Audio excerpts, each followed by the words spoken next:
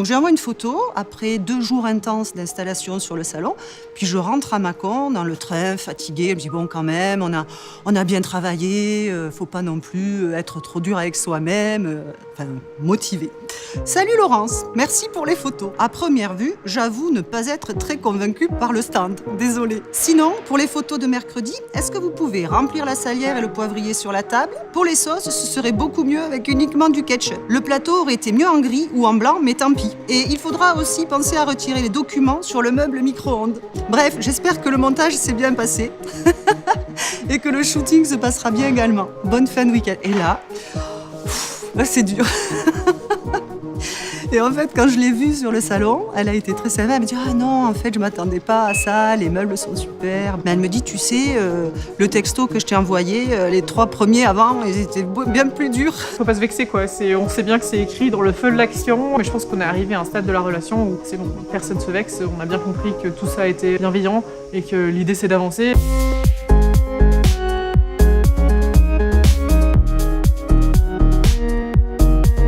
Simir, qui est plutôt un acteur important sur le marché public, cherchait une porte d'entrée sur le marché privé, et notamment par la restauration. Et c'est à ce moment-là, moi, que j'interviens. On n'a rien dessiné avant d'avoir visité l'usine, qui était waouh, parce que c'est une usine énorme, que c'est encore fait en France. C'est super impressionnant de voir des mastodontes pareils.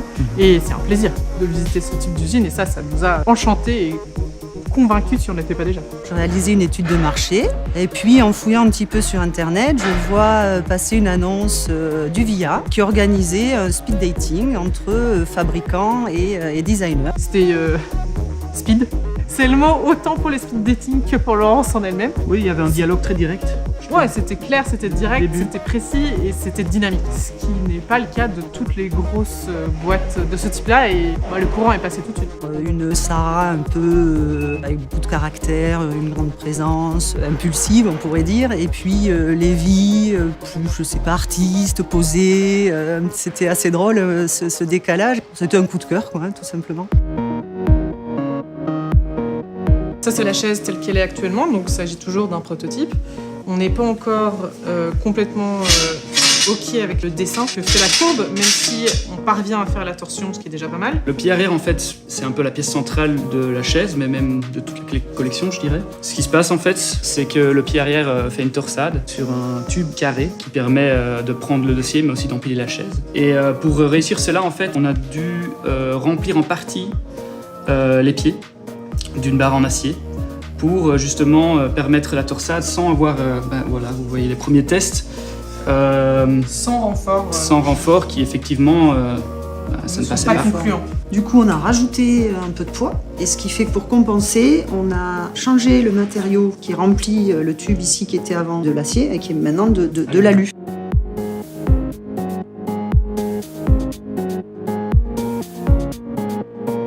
La réflexion qu'on avait, c'était justement que ces 2 couleurs, avec l'assise et le dossier d'une couleur différente de la structure, c'était très identité scolaire, justement, ce qu'on retrouve beaucoup dans les écoles. On pense qu'on va revenir sur une version monocolore, donc avec le bois teinté et la structure peinte. Pour la chaise, le reste de la collection sera toujours en bois naturel et structure peinte.